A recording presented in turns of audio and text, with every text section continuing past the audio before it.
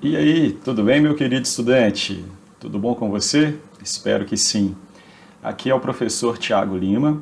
A gente vai para mais uma aulinha de física hoje e o tema é cinemática vetorial. Na aula passada, nós já falamos um pouquinho sobre as grandezas vetoriais. Então, se você não viu essa aula de grandezas vetoriais, eu aconselho que você primeiro assista as grandezas vetoriais para depois vir para essa cinemática vetorial, parte 1. Parte 1 porque aqui nós vamos falar apenas de como representar e como influencia os vetores, velocidade e aceleração na nossa cinemática. Tudo bem? Então a gente vai falar sobre como representar o vetor velocidade, como representar o vetor aceleração. Sim, eles são grandezas vetoriais, nós já vimos isso na aula anterior.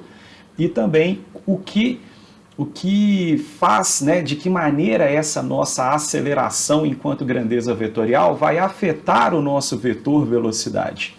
Então, se você tem interesse nesse assunto, fica alguns minutinhos aí com a gente, porque eu tenho certeza que você vai gostar dessa aula, beleza? Para quem tiver alguma dúvida ao final, pode deixar nos comentários ou então me mandar através do Instagram, que está aqui, eu estou apontando aqui, não dá para você ver, que está aqui, me manda um direct lá que eu dou uma olhada, beleza? Então, turma, vamos relembrar algumas coisas. Cinemática estuda o movimento dos corpos, sem se preocupar com a causa. Por que cinemática vetorial? Porque as grandezas que envolvem a cinemática, principalmente o vetor, principalmente a velocidade e principalmente também a aceleração, são dois vetores. E são esses dois caras que nós vamos abordar na aula de hoje. Então, primeira coisa, vetor velocidade e vetor aceleração. Como que a gente representa esses dois caras e o que eles são? Olha, nós já aprendemos que a velocidade ela mede a rapidez do movimento de um corpo. Se ela mede a rapidez do movimento, ela precisa ter, e ela é uma grandeza vetorial, ela precisa ter módulo, ela precisa ter direção e ela precisa ter um sentido. Toda vez que eu vou representar o vetor velocidade, ele sempre vai ser um vetor que tangencia a trajetória, ou seja, a direção do vetor velocidade é tangente à trajetória do corpo, naquele ponto que você deseja representar esse vetor, e mais que isso, no sentido do movimento, obviamente. Então, imagine que você tenha, por exemplo, esse corpo em movimento retilíneo, e esse corpo está indo na direção horizontal da esquerda para a direita. Para eu representar o meu vetor velocidade, eu preciso fazer o vetor tangenciando a trajetória no ponto que você deseja representá-lo. Só que como a nossa trajetória é uma linha reta, o nosso vetor velocidade ele vai ficar exatamente sobre a trajetória retilínea. Está aqui representado o meu vetor velocidade V1 nesse pontinho aqui, nesse primeiro pontinho. Num próximo pontinho, nesse próximo ponto 2 aqui, o meu vetor velocidade está lá representado novamente. Vocês repararam que o tamanho do meu vetor 1 e do meu vetor 2 são diferentes? Isso significa que nesse momento aqui, a minha velocidade 1 era maior do que a minha velocidade 2. Os meus dois vetores eles tinham a mesma direção horizontal e o mesmo sentido, da esquerda para a direita. Só que o módulo desses dois vetores está demonstrado aqui que eles são diferentes. Então, a velocidade em 1 é maior do que a velocidade em 2. Se o meu vetor se a minha trajetória não fosse mais uma trajetória retilínea, mas sim uma trajetória curvilínea, o meu vetor velocidade ele tem que estar tangenciando a trajetória e tocando nesse ponto aqui apenas uma única vez. Então, para eu descobrir, para eu mostrar como eu vou representar o meu vetor velocidade, primeiro eu traço uma reta que tangencia a trajetória no ponto que eu desejo determinar o vetor velocidade. Está aqui, representado a minha reta tangente. O meu vetor velocidade ele pode estar subindo aqui nesse sentido ou descendo. Mas como o meu movimento, ó, ele está saindo aqui da esquerda e indo lá para a direita, o meu vetor velocidade nesse ponto 1, ele vai ter essa direção e esse sentido. Tudo bem? No ponto 2, a mesma coisa. Primeiro eu traço a reta tangente, agora eu represento o meu vetor velocidade no ponto 2. E a mesma coisa eu faço ali para o ponto 3. Eu traço a minha reta que tangencia a trajetória naquele ponto desejado e represento o meu vetor velocidade ali no meu ponto 3. Então tá lá representado. Tudo bem? Galera, propositalmente eu fiz o vetor velocidade 1 e o vetor velocidade 2 com o mesmo tamanho. O que significa e por que eu fiz essa observação? Porque olha só, eu não posso falar, apesar do vetor 1 e do vetor 2 eles terem o mesmo tamanho, eu não posso falar que os dois são iguais, porque a direção do V1 e do V2 são diferentes. O sentido do V1 e do V2 também são diferentes. Então, para que eu tenha dois vetores iguais, idênticos, obrigatoriamente esses dois vetores eles precisam ter o mesmo módulo, a mesma direção e o mesmo sentido. E não é o que está acontecendo ali. O V1 e o V2 eles têm apenas o mesmo módulo, ok? Então, ainda que V1 e V2 tenham o mesmo módulo, o mesmo valor, a direção e o sentido são diferentes. Por isso, V1, vetor 1, é diferente do vetor velocidade 2. Tudo bem até aqui? Belezinha. Dando prosseguimento. E o tal vetor aceleração? Nós vimos no MRUV, nós vimos na queda livre, que a aceleração ela é uma grandeza que mede a taxa da variação da velocidade por intervalo de tempo. O que significa isso? Se eu quero calcular a aceleração, eu preciso ver quanto que o meu vetor velocidade variou.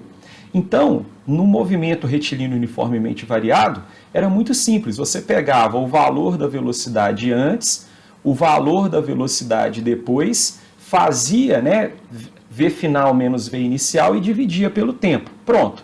Você calculava a aceleração do MRUV. Só que olha só que curioso. Agora nós não estamos falando apenas do valor numérico da velocidade. Agora a nossa velocidade ela tem módulo, direção e ela tem sentido. Então é fácil de perceber que V1 é diferente de V2. E repare, os dois têm a mesma direção e o mesmo sentido, mas os módulos são diferentes. Então significa que aqui teve um tipo de aceleração que fez a velocidade variar em módulo. Quando você olha para o V1, para o V2 e para o V3, pode até ser que eles tenham o mesmo módulo, mas eles têm direções e sentidos diferentes. Então também houve variação do vetor velocidade aqui nesse segundo caso. Então também houve aceleração. A aceleração, ela mede a variação da velocidade. E quando a gente fala de variação da velocidade, pode ser a variação do módulo, ou também a variação da direção e do sentido, tudo bem? Então, a partir de agora, nós vamos ter que classificar a nossa aceleração quanto à variação de duas partes do nosso vetor velocidade. Eu posso ter uma aceleração que determina, que mede a variação, deixa eu arredar o meu rosto para cá, eu posso ter uma aceleração que mede a variação do módulo do vetor velocidade.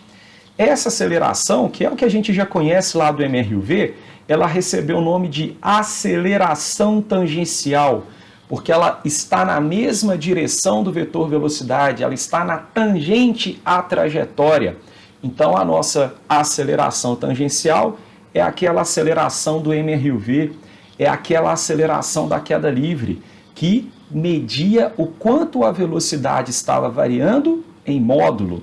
Agora, existe também a aceleração que vai medir a variação da direção do vetor velocidade. Então, a componente da aceleração que mede a variação da direção do vetor velocidade durante um determinado intervalo de tempo, ela vai ser chamada de aceleração centrípeta. Então, turma, resumindo esse slide aqui para vocês, a aceleração, quando que você tem aceleração tangencial? É quando o valor da velocidade está aumentando ou quando o valor da velocidade está diminuindo. Quando que você tem aceleração centrípeta? A aceleração centrípeta é quando o corpo está descrevendo uma trajetória curvilínea, porque numa trajetória curvilínea você tem alteração da direção da velocidade. Então, nesse primeiro caso aqui, ó, nós só tivemos aceleração tangencial, porque só mudou o tamanho do vetor, só mudou o módulo do meu vetor. Agora, nesse caso, do 1 para o 2, o módulo da minha velocidade não foi alterado, mas a direção foi. Então, entre 1 e 2, teve aceleração centrípeta. Aí, de 2 para 3, ó professor, eu estou vendo que além de ter mudado a direção do meu vetor velocidade, o V3 está maior do que o V2. Então, significa que nós tivemos uma parte da aceleração sendo tangencial para fazer a velocidade aumentar e nós tivemos uma outra parcela da aceleração mudando a trajetória desse nosso corpo, fazendo o vetor velocidade ter a sua direção alterada. Tudo bem? Então, turma, essas são as duas acelerações que nós vamos conhecer agora, tangencial e centrípeta. Tudo bem? Como a gente representa a aceleração tangencial? Olha, vamos pegar esse exemplo aí. Nós temos aqui uma figura em que o corpo ele está numa trajetória retilínea e a velocidade ela aumentou. O módulo do vetor velocidade era pequenininho, agora ficou grandão. Turma, quando você quer fazer com que a velocidade aumente, você precisa, né, vou dar um exemplo, vou usar algo que que a gente ainda não teve tanto contato.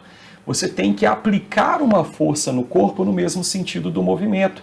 Então, se o meu corpo ele estava indo aqui, ó, para a direita, eu tenho que dar um empurrão nele também para a direita. É esse empurrão que faz a velocidade aumentar. E a sua aceleração tangencial é ela que vai medir o quanto a sua velocidade aumentou por intervalo de tempo. Então, toda vez que eu tenho representado a minha aceleração na mesma direção e no mesmo sentido da minha velocidade, a minha velocidade, o meu movimento, ele vai ser acelerado. Se a minha aceleração, se o meu vetor aceleração e o meu vetor velocidade eles têm o mesmo sentido, o nosso movimento vai ser um movimento acelerado. Tudo bem até aqui?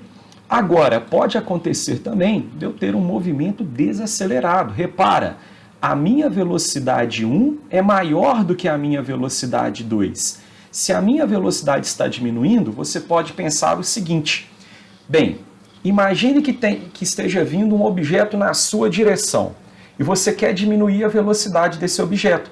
Você aplica uma força no sentido oposto ao movimento. Então, se você tem uma formiguinha, por exemplo, andando aqui para a direita, para eu frear o movimento dessa formiguinha, eu teria que fazer uma força para a esquerda. Essa força, ela vai provocar a redução dessa velocidade. E aí nós representamos a aceleração, que é o tanto que a sua velocidade diminuiu por intervalo de tempo, no sentido oposto à velocidade. Então, quando a minha aceleração, quando o meu vetor aceleração, ele está com o sentido oposto à minha velocidade, eu vou ter um movimento que é desacelerado. Então, percebam uma coisa, é muito comum, né, quando a gente falava lá da cinemática, que o aluno ele interpretasse assim, quando a minha aceleração ela é negativa, o movimento é desacelerado. Isso não é uma verdade, isso está errado, e nós já vimos isso nas aulas anteriores. E por que isso está errado? Porque, olha, se eu falo para você, ó, a minha velocidade ela é para a direita, e a minha aceleração é para a esquerda, e eu atribuo que V1 é positivo, né, que tudo que aponta para a direita é positivo e tudo que aponta para a esquerda é negativo, ok, essa aceleração negativa está promovendo o retardo, né, a diminuição do meu vetor velocidade. Agora, poderia ser o contrário. Deixa eu pegar a minha caneta aqui. Olha só, poderia ser um pouquinho diferente. Ó. Eu poderia ter uma velocidade para a esquerda, e aí ela também seria negativa, e uma aceleração também para a esquerda. Desculpa a letra, tá? Mas a minha mesa digitalizadora ainda não chegou. Então, se eu tenho essa situação aqui, ó, velocidade e aceleração, os dois para a esquerda, eu tenho uma aceleração que é negativa e que vai fazer a velocidade, que também é negativa, aumentar. Então, nós precisamos tomar muito cuidado para não achar que velocidade, que aceleração negativa faz o movimento ser desacelerado, porque isso não é uma coisa verdadeira, tudo bem? O que faz o movimento ser desacelerado é quando você tem a velocidade por um lado, a aceleração no sentido oposto. Tudo bem? Tá claro até aqui? Uma observação aqui bem importante, pessoal. Você, na aula de grandezas vetoriais, eu disse o seguinte: você não pode somar grandezas que tenham uma natureza diferente, né? Você não pode somar grandezas diferentes. Então, se você tem uma velocidade que vale 10 e uma aceleração que vale 2, você não pode falar que agora a velocidade ela vale 12, porque você não pode somar a velocidade com a aceleração, tudo bem? O que a aceleração ela vai te falar é de quanto em quanto a sua velocidade vai aumentar ou de quanto em quanto ela vai diminuir. Eu não posso somar grandezas diferentes, eu não posso subtrair grandezas diferentes, tudo bem? Eu só posso somar e subtrair grandezas da mesma natureza. Velocidade se soma com velocidade, aceleração se soma com aceleração e assim por diante. Tranquilo? E como que eu calculo essa aceleração tangencial? É bem simples e você já conhece a fórmula. A aceleração tangencial, ela mede a variação do módulo da velocidade por intervalo de tempo. Então, basta você pegar o quanto o módulo da sua velocidade variou e dividir pelo intervalo de tempo que isso aconteceu. Então, se a minha velocidade variou de 2 para 10 metros por segundo, em 2 segundos, a minha aceleração vai ser de 4 metros por segundo ao quadrado. A cada 1 segundo, a minha velocidade aumentou 4 metros por segundo. Tranquilo? A novidade agora é a tal da aceleração centrípeta. E galera, o que mede, como eu represento e como eu calculo essa aceleração centrípeta? Bem, nós vimos no primeiro slide que a aceleração centrípeta, ela vai ser aquela aceleração que vai medir o quanto a direção do seu vetor velocidade. Vamos de novo. Galera, no primeiro slide apareceu para vocês o conceito de aceleração centrípeta. A aceleração centrípeta, ela mede a variação da direção do vetor velocidade por intervalo de tempo. Então, toda vez que você tiver aceleração centrípeta, tem que estar havendo mudança na direção do vetor velocidade, ok? A aceleração centrípeta, ela está mostrando que a direção daquela trajetória vai ser uma curva, porque somente numa trajetória curvilínea nós vamos ter alteração na direção do vetor velocidade. Vocês repararam que o nome da aceleração que nós estamos estudando agora lembra centro, ó, centrípeta?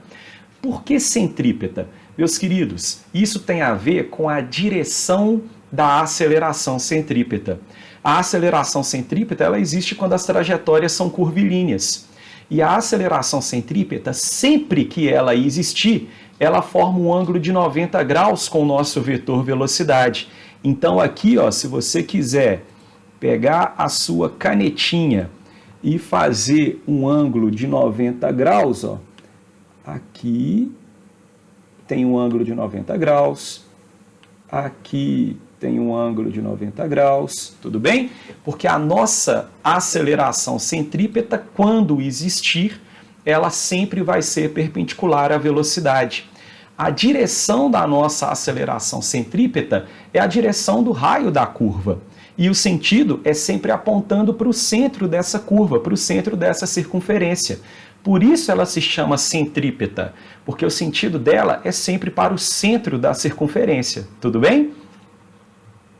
Meus queridos, vamos supor que a intensidade, o módulo do meu vetor velocidade no ponto 1 é igual à minha velocidade, ao meu módulo da velocidade no ponto 2 e no ponto 3. Ainda que os meus três vetores, V1, V2 e V3, eles tenham o mesmo módulo, eu não posso falar que eles são iguais. Eles são diferentes, porque eles possuem direções, né? Ele possui uma direção e um sentido distinto um do outro. Então, a gente tem que tomar muito cuidado nesse texto aqui, ó. Quando eu não coloco a setinha em cima, eu estou falando apenas do módulo da nossa velocidade. Então, o módulo de V1 é igual ao módulo de V2, que é igual ao módulo de V3. Agora, olha aqui. Aqui eu coloquei a setinha em cima da letra. Então, significa que eu estou dizendo o seguinte, ó, aqui eu estou falando é do vetor. Não é somente do módulo, eu estou falando do vetor velocidade como um todo. Então, os módulos podem até ser iguais, mas a direção é diferente e isso faz com que o vetor velocidade 1 seja diferente do vetor velocidade 2, que é diferente do vetor velocidade 3. A taxa de variação da direção do vetor velocidade por intervalo de tempo corresponde ao valor da minha aceleração centrípeta. Tudo bem? Meus queridos, para calcular essa aceleração centrípeta, ou seja, para calcular a taxa de variação da direção da velocidade por intervalo de tempo, a gente usa essa expressão. A aceleração centrípeta é o módulo da velocidade tangencial ali do corpo ao quadrado, beleza? O módulo dessa velocidade ao quadrado, dividido pelo raio da circunferência. Se você trabalhar com a velocidade em metro por segundo e com a trajetória, né, com o raio medido em metros, a sua aceleração ela sai automaticamente em metros por segundo ao quadrado. Tranquilo? Então, turma, a aceleração, né, recapitulando, a aceleração centrípeta mede a taxa de variação da direção do vetor velocidade por intervalo de tempo. A aceleração centrípeta, ela não faz o vetor velocidade aumentar ou diminuir. A aceleração centrípeta, ela vai ser, quando ela existir, tem o significado de alteração na direção do seu vetor velocidade. Tudo bem? Outro detalhe importante, sempre a aceleração centrípeta é uma componente da aceleração perpendicular ao vetor velocidade, ok? E por fim, para se calcular a aceleração centrípeta, quando um carro, por exemplo, está numa trajetória curvilínea, basta você pegar a velocidade desse carro, elevar ao quadrado e dividir pelo raio daquela curva. Pessoal, esse videozinho ele vai exemplificar como que o vetor velocidade e o vetor aceleração eles vão interagir, tudo bem? É uma animaçãozinha, mas que ajuda bastante nessa interpretação. Então reparem que a minha aceleração, num primeiro momento, ela está fazendo a velocidade do carrinho, ó, aumentar. Só que agora a minha aceleração ela está perpendicular ao vetor velocidade. E se a minha aceleração ela é perpendicular ao vetor velocidade, ela está exercendo o papel de aceleração centrípeta. A trajetória do carrinho, que antes era retilínea, agora virou uma trajetória curvilínea. Vocês vão perceber que nesse instante em que o carro ele não tem aceleração, nem tangencial, nem centrípeta, ele fica em movimento retilíneo uniforme. Afinal, quando nós temos uma aceleração tangencial, o valor numérico da velocidade ele aumenta ou diminui. E quando há aceleração centrípeta, a trajetória muda, ele passa a descrever uma trajetória curvilínea. Na ausência de aceleração, nós vamos ter o nosso carrinho se movimentando em movimento retilíneo uniforme. Olha que interessante agora, o tamanho da aceleração centrípeta é muito maior do que aquela aceleração centrípeta anterior. Isso significa que a curva vai ser mais fechada. Ele está mudando mais a trajetória do que anteriormente.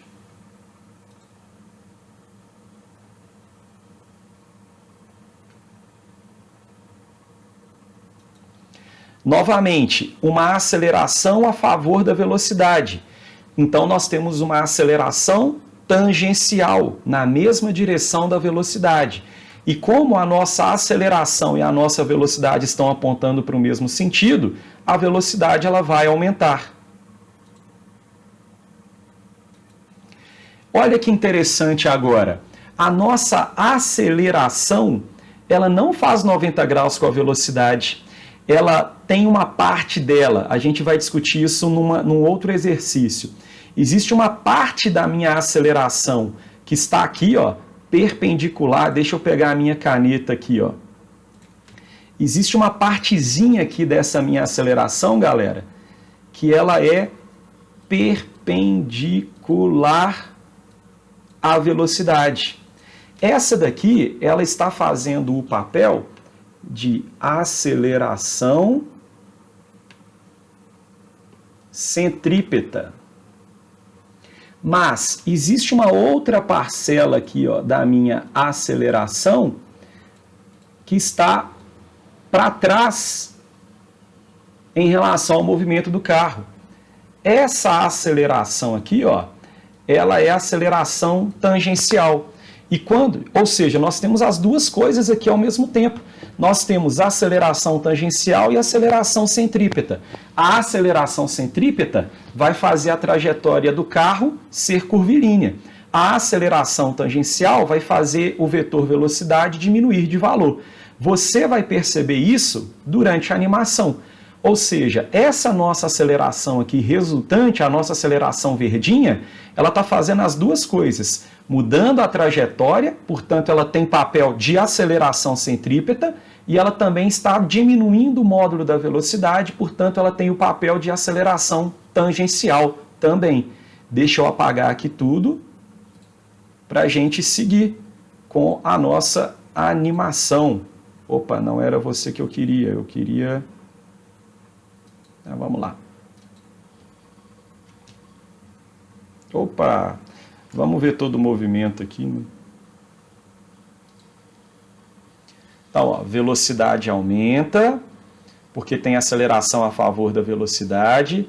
Mudança na direção da velocidade, porque tem aceleração centrípeta. Curva mais fechada, porque a aceleração centrípeta é maior. MRU, porque não tem nada. Aumenta a velocidade, porque a aceleração é a favor da velocidade. E agora a gente tem uma aceleração que é centrípeta e tangencial. Ela faz curva e, ao mesmo tempo, diminui o vetor velocidade, diminuiu até parar. Olha que interessante essa animação. Eu não sei vocês, mas eu curti pra caramba, tá? Eu gostei muito dessa animaçãozinha. Espero que vocês também tenham gostado e tenham auxiliado, né, no entendimento aí de vocês. Deixa eu voltar com a minha cara pra cá. Tá eu aí. Tá bom? Beleza, galera.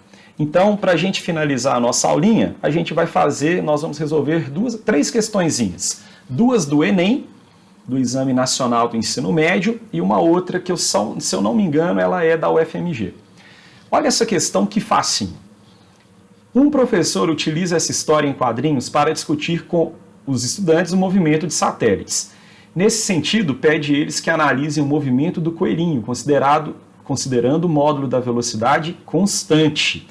Desprezando a existência de forças dissipativas, como, por exemplo, né, a resistência do ar, o atrito, o vetor aceleração tangencial do coelhinho no terceiro quadrinho é o quê? Ele é nulo? Ele é paralelo à sua velocidade e no mesmo sentido? Ele é paralelo à sua velocidade no sentido oposto? Ele é perpendicular à sua velocidade linear e dirigido para o centro da Terra? Ou ele é perpendicular à velocidade do coelhinho e dirigido para fora da superfície da Terra? Pessoal, essa questão ela não é uma questão difícil. Você tem que ter o conhecimento que lhe permite diferenciar a aceleração tangencial da aceleração centrípeta. Porque olha só a informação que ele está dando. considerando o módulo da velocidade constante. Como é o vetor aceleração tangencial? Bem, se o módulo, né, se esse coelhinho da Mônica, ele está girando em movimento curvilíneo, mas o módulo da velocidade não muda, significa o seguinte: tem aceleração centrípeta? Tem. A trajetória é curvilínea. A aceleração centrípeta sempre aponta para o centro da circunferência e ela sempre é perpendicular ao vetor velocidade. Mas repara que a questão não está perguntando sobre a aceleração centrípeta. A questão está perguntando sobre a aceleração tangencial. A aceleração tangencial faz o módulo da velocidade mudar. Mas se o módulo da minha velocidade é constante, significa que a minha aceleração tangencial, ela não existe. Ou seja, o vetor aceleração tangencial, ele não existe, ele é nulo, pois não há variação do módulo da velocidade. Tranquilo? É uma questão que, se o aluno não soubesse o que é aceleração tangencial, ele poderia confundir com aceleração centrípeta e acabar errando uma questão que é facinho. Então, ó, o coelhinho da Mônica, ele está girando aqui, beleza? Ela jogou, né? Jogou com tanta força que ele entrou em órbita, está aqui girando. E aí o que vai acontecer? Como a velocidade dele não muda de valor, não há variação do módulo da velocidade. Se não há variação do módulo da velocidade, não há aceleração tangencial. Professor, mas e se perguntasse sobre a aceleração centrípeta? Bem, a aceleração centrípeta sempre é perpendicular à velocidade e apontando para o centro da circunferência, que aqui no caso seria o centro da Terra. Seria a letra D, se perguntasse aceleração centrípeta. Tranquilo? Vamos para o próximo exemplo. O Brasil pode se transformar no primeiro país das Américas a entrar no seleto grupo das nações que dispõem de trens-bala.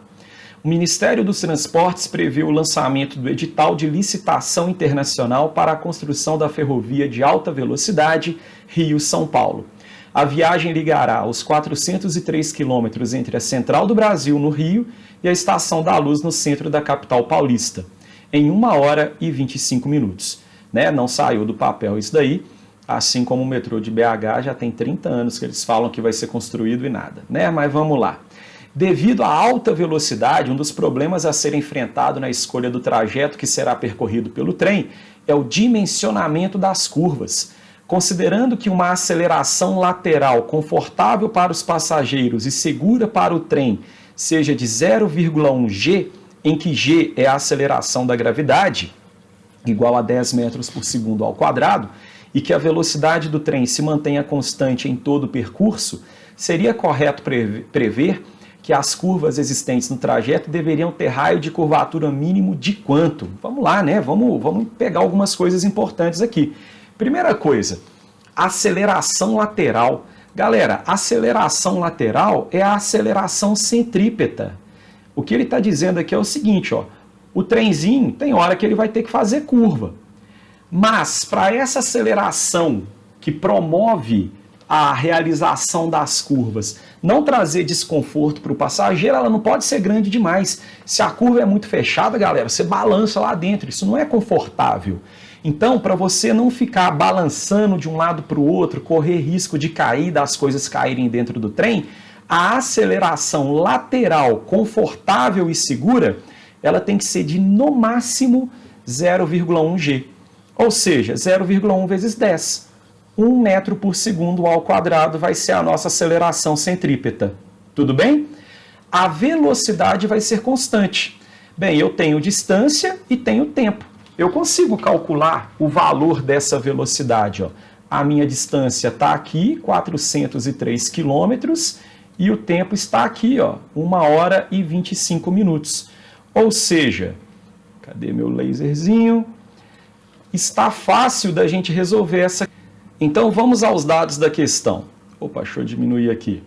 A distância, 403 quilômetros. O tempo da viagem, 1 hora e 25 minutos.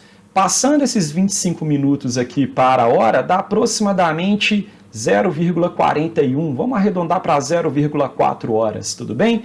Então o tempo é de 1 hora mais 0,4 horas, 1,4 horas é o tempo total. E a nossa aceleração lateral, a nossa aceleração centrípeta, é 0,1 vezes 10 da gravidade, vai dar 1 metro por segundo ao quadrado. Tudo bem? Bem, eu sei que a minha aceleração centrípeta ela é calculada fazendo v ao quadrado sobre o raio, mas eu ainda não tenho a velocidade. Então, como a nossa velocidade ela é constante, eu posso fazer velocidade e distância sobre tempo. 403 km dividido por 1,4 horas. Pronto. Eu encontrei a minha velocidade, que é ali aproximadamente 288 km por hora.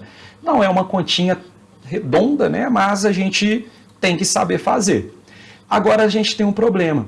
A aceleração centrípeta está em metro por segundo ao quadrado, enquanto a sua velocidade ela está em quilômetro por hora. Repara que a resposta da questão, o raio da curva, está em metros. Então nós vamos pegar essa velocidade que está em quilômetro por hora e dividir por 3,6, para que assim nós tenhamos o valor dessa velocidade em metros por segundo. A nossa velocidade de 288 km por hora, ela corresponde a 80 metros por segundo. Tudo bem? Meus queridos, seguindo então, agora é tchá-tchá-tchá. A aceleração centrípeta é velocidade ao quadrado sobre o raio. A minha aceleração centrípeta é 1. A minha velocidade é 80 ao quadrado. E o raio é o que eu quero descobrir. Pronto. O raio é 80 ao quadrado, 6.400 metros. Convenhamos que não é uma questão difícil. E ela é do Exame Nacional do Ensino Médio, é uma questão do Enem. Tá vendo? Se você estudar um tiquinho, você passa. E, meus queridos, o nosso último exemplo. Calma que está acabando, calma que está acabando. Um ventilador acaba de ser desligado e está parando vagarosamente, girando no sentido horário. Represente a direção e o sentido da aceleração da pá do ventilador no ponto P. Meus queridos, então olha só. Aquele pontinho P, ele está no movimento curvilíneo, no movimento circular. Porém, essa velocidade ela não se mantém constante, essa velocidade ela está diminuindo, porque o meu ventilador ele foi desligado. Então, eu vou representar nesse segundo desenho a velocidade do meu pontinho, pertencente à pá do ventilador. Agora, vejam bem, o meu ventilador, esse pontinho, se ele está fazendo uma trajetória curvilínea, né? Esse pontinho ele está aqui girando cada vez mais devagar. Se ele está girando, tem uma aceleração centrípeta perpendicular à velocidade. Tudo bem? Agora, além dessa aceleração centrípeta, existe também uma aceleração que faz a velocidade diminuir, a nossa aceleração tangencial. Então, nessa situação, aquele pontinho é como se ele estivesse submetido a duas acelerações. Uma que faz a velocidade diminuir e uma que faz a nossa velocidade mudar a trajetória, mudar de direção. Então eu tenho aqui a aceleração tangencial e centrípeta.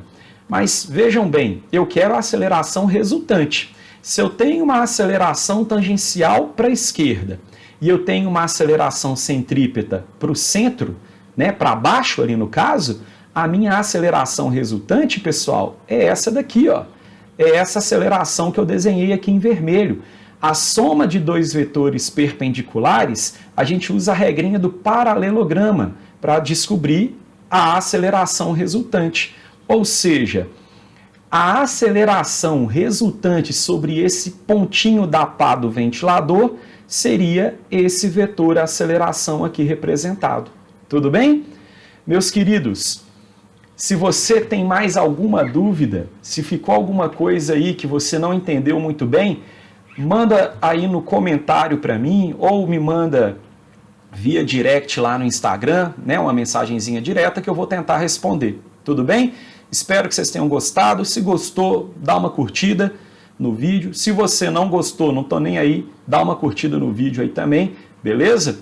E é isso aí. Até o nosso próximo encontro. Grande abraço para vocês.